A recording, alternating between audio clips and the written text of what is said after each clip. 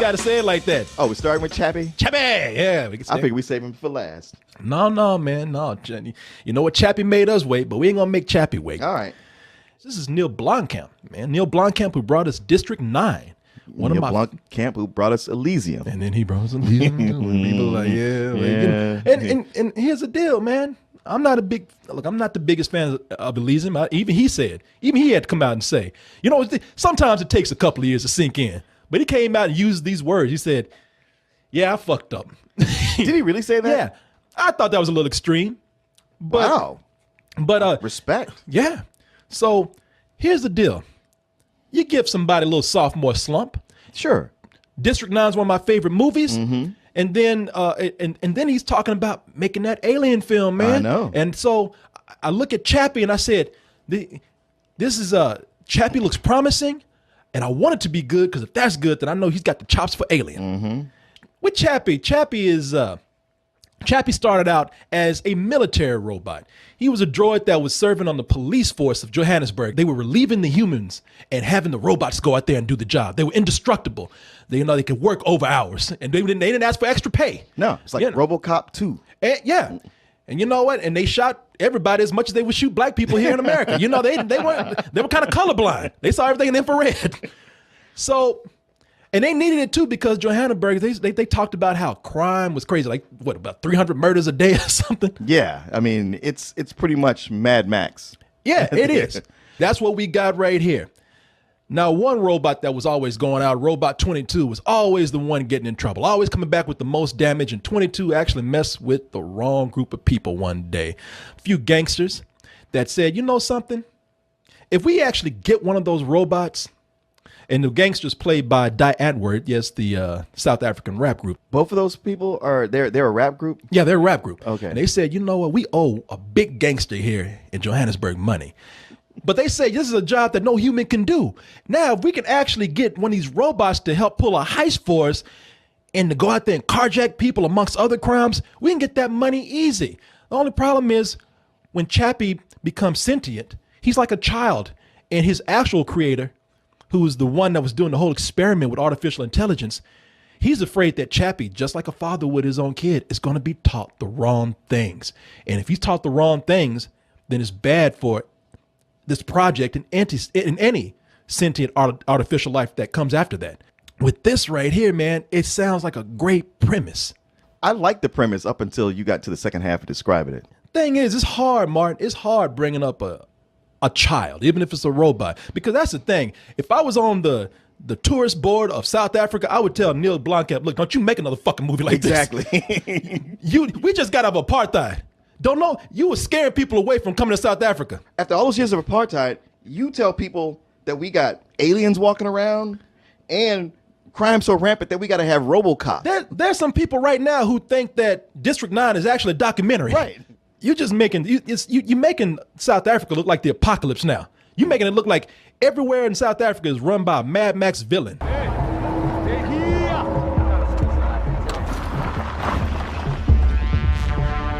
See, that's a boss out of a video game right there. That's exactly what I thought the whole time. That motherfucker's out of Street Fighter. He's straight out of a video game, a boss character, and one of those bosses that can't be killed like all the other henchmen. No. If Michael Shannon on steroids was the boss at the end of a video game, it'd be that motherfucker right there. Yeah.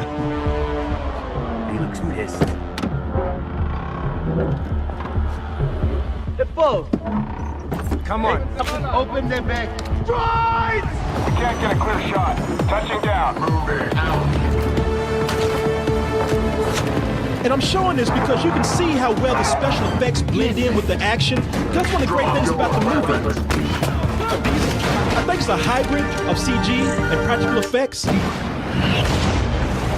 As I said, they want to get this robot in here so they can pull off a heist. So he's teaching him all the bad shit, not teaching him not one intelligent thing. No. Teaching him gangsterism 101. Chappie, if you want to be in the gang, you have to be cool like Daddy. Look at Daddy walk. Look how cool he is. You need to keep a gangster. You need to keep a gangster. Yeah, you need to be cool. Don't laugh, I'm being cool. Even when you put a gun, you have to be cool like this. Boom! And you try. No, I can't shoot people. What? After a while, Chappie got on my fucking nerves, man. Well, Chappie's a bitch. Chappie's a brat. Chappie's a bitch. Chappie's a spoiled teenager. Yep. And it doesn't help that he got that voice like this. I mean, you know, maybe if he sound like a goddamn man, maybe I could take that shit. But it's a part in the movie. He actually tells Dev Patel, like he his real father, he likes his old drunk alcoholic, right? White rapping, Diane Antwoord's stepfather, abusive stepfather. But when his real father comes in and says, Chappie, be good. Chappie, why aren't you talking to me? I heard about you. My dad really told me about you. I hate you. I don't want to talk. I hate you. Yeah. And it's like, shut the fuck up, Chappie. Yeah.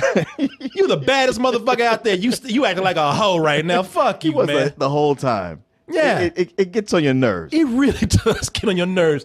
And I really felt for Chappie in the beginning. And look, I'm going to be honest with you. There are moments in the movie where there's moments of cruelty towards this machine when you can't help but feel sorry for him. It's like, you're getting on my nerves, but you don't deserve that. Well, it is one of these things where, like, any kind of creature crying out in pain, even when it's a machine that has no pain receptors and should not be acting like that, even still, it still gets through even the hardest crust. Martin. And you kind of like, all right. Martin, the pain was here in his little robo heart, man. Chappie feels things too, I like him more than everybody else in the movie, but everybody else in the movie is a flat character.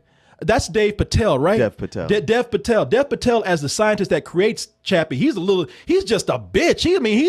He spends the whole movie either getting pushed around and coming back and slamming on the table because, gosh darn it, I'm too weak to do anything, or he's spending the time like trying to convince people that Chappie is this great thing, but he's too much of a wuss to really push that forward. You know what I mean? And he's too much of a dumbass too. Your characters are bad, all of them. As I said, Dev Patel, he plays your typical nerdy scientist. The gangsters, they're not likable at all. You think they're gangsters with a heart? No. The only one who's really cool is the Yolandi from Diane Ward. But those two other gangsters that you saw, Ninja and that Mexican dude, like they're punks. I was watching this whole movie and I want to beat the fuck out of both of them. Yeah. I said, you know what? There's a part in here where Dev Patel gets a gun. I said, if you walked in a room and shot both those motherfuckers in cold blood, I wouldn't have a problem with that. Sure. I wouldn't have, because they get him, they slap him around, they beat him down. They almost kill him. And they almost kill him. And then they want us to feel sympathy for these people later on.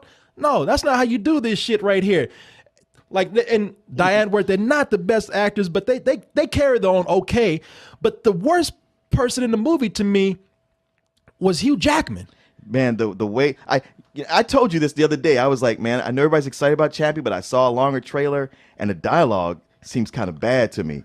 And most of what that bad dialogue I saw was coming out of Hugh Jackman's mouth, and I felt sorry for him because, like, man, this is a guy who's proven himself. He's better than this material. Look, you hurting his feelings right now. He's like, oh. I mean, they stick him with that bad, with that awful mullet, and then I was just like, the shit that's coming out of his mouth. I'm like, so you're just gonna write him to be just straight up evil, not even no subtlety? That's the problem.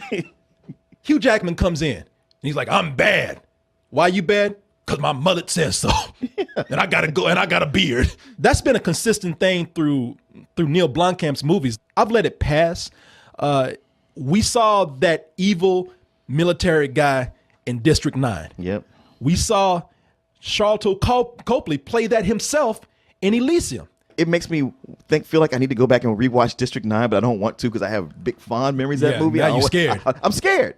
In Elysium, one of the things that I can say is that Matt Damon was kind of dull. Jodie Foster was bad. Yeah.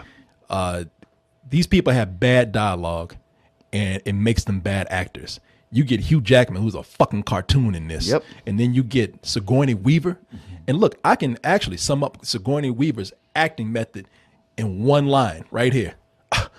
No. I was like, you fucking kidding me? That was was that Sigourney Weaver? I told him no. That's a lot worse than just failing to work. So let's use this situation to make a certain other robot shine. Do it. Destroy that robot. Thank you, ma'am. Burn it to ash. All right. Come on. All right. Come on. Cut. All right. Okay, how was that? Because I just wanted to do a run through on it, so now we can do the real one this time. Oh no, mate, we're good. Yeah, I thought we were rehearsing. No. Yeah. Oh, you mean you gonna print? No, come back. Don't run with that. Babe, for real, My career. can you? I mean, that's. Do you remember that girl in high school who couldn't do her lines? We tell her to act mad, and she would. okay. You know, I was like, wow, that's Sigourney Weaver, people, right there. And you know she can act. Dev Patel comes into the room to Sigourney Weaver and he tells her, hey, I just created artificial life, the greatest thing you've ever seen. You know we don't do that at this company, so that's okay. I know, right? I fucking created life. She's like, that's all right. Yeah, you know, insurance and paperwork. We're not interested. I'm like, what? I was writing this down when I was in the fucking theater. You know, and the other thing is that, we're going to take this robot and we're going to make him the biggest gangster in the world.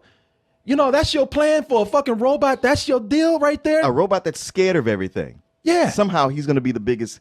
Like, I thought even at a point, even they would go like, all right, this is not working out. Nope. Full speed ahead. No. And Martin's right. These are guys who don't know what to do with this robot, but they happen to have spare parts lying around. And when the robot falls apart, they just know how to pick it up and just snap it back on. Yeah. And they cheated, by the way. They fucking cheated on that because there's a part where Hugh Jackman, he captures Chappie and he says, come here, you fuck, I'm gonna saw your arm off. I'm a sadistic motherfucker. And Chappie like, no, it's severed right there. I mean, he worked to chop that arm off with a chainsaw. Yeah. It goes back to the gangsters. The Mexican come up here now. This is where it gets racist to me. I know I'm kind of joking, but you know they treat this shit like a Mexican chop shop. We used to do this back in East LA. Give him some hydraulics. Yeah, hey Holmes, this is just like a car, man. You know, it's nothing. You know, they fucking just take his arm off like Legos. Pick another one and just snap that motherfucker right back in. And it's like, and they say, is it working? Like, yeah, this is actually pretty good. It's like, if it was easy to like take apart and snap those robots like that, wouldn't you just push one on the wall and they just shatter? Oh, of course. You know, it doesn't make any fucking sense, man. There's one more thing that you left out. What's up? This whole time, Hugh Jackman's motivation is, forget those robots. I developed a moose, which is like an Ed 209 from RoboCop. And we can get those out of the way. You can put mine out there because it's going to show you. It's going to be better than those. And when it finally does, it's not a cop robot. It's a murder machine. Yeah. It does nothing but murder people. Oh, yeah. This thing, and really, that's what it is. It's Hugh Jackman playing the sadistic military guy. He didn't want that to uphold the law. No. He got that and he's like, come here, you motherfucker. He started ripping people apart. Yeah, you fucking son of a bitch. Come here. Like he was playing, like he was that kid Sid in Toy Story playing with dolls. Yeah. Come here, you motherfucker. And Martin's right. This is nothing but an Ed 209 right here. This is reverse RoboCop. This is and what I mean by this is reverse RoboCop because with RoboCop, you took a man and then he got killed and then you turned him into a cold-blooded machine. Now with Chappie, you take a cold-blooded machine and you're turning him into a human being. And I mentioned RoboCop because they are ripping RoboCop off left and right in this. That moose machine that you saw, that's fucking Ed 209. Yep. Right down to the storyline. I want to get this guy's robots off the street so I can bring my robot on the street. Yeah. You know, some old petty shit. Right. You know? So, man, I'd be like, man, we work for the fucking same company. I think we'll all be happy in this achievement. Right. Everybody's check got bigger because, you know, I succeeded. You succeeded in that. He's like, no, man. And it's really a scene where Hugh Jackman comes in, man, how come you ain't using my robot? I just spent all my time working on it. So that's one part where I like Sigourney Weaver. Get the fuck out of here with that one. Shut the fuck up. The big disappointment in this is that from that first trailer, everybody watched it and thought, wow, Neil Blomkamp plus the debate on AI and when does it become a living creature? This will be really interesting. And Chappie, why are they being so mean to him? You just knew you're gonna go see this movie. It's gonna tug on your heartstrings. And you think about it, it give you that Iron Giant / ET feeling. Yeah. Nah, man. No. When I think about what I saw when I first saw the trailer, I'm extremely disappointed. A lot of wasted effort and a lot of Neil Blomkamp showing that, you know, he's only got 2 or 3 tricks that he does over and over. I mean, just technically how great that is, and Sharlto Copley's, his mocap. Yeah. So that's enough for me that's enough to save it from going to some old bullshit. Because every time I think about the ending, and I mean how long it took to get to the ending, and what the ending was. Oh yeah. Ooh, it was pushing it. It was knocking on the door, some old bullshit. But I'm gonna go ahead and give it a low rental. Low rental, and you know what? I'm gonna go the high, a little higher than you, and I'm gonna give this a good rental. I mean, I think it's good to watch when you're not sitting there having to put up with all the other bullshit that's in the middle of the movie. Like I said, I don't know, man. And I'm like you, Martin. I'm scared to go back and look at District 9. I saw that movie once, Right? and it's one of my favorite movies. But I saw it once. Yeah.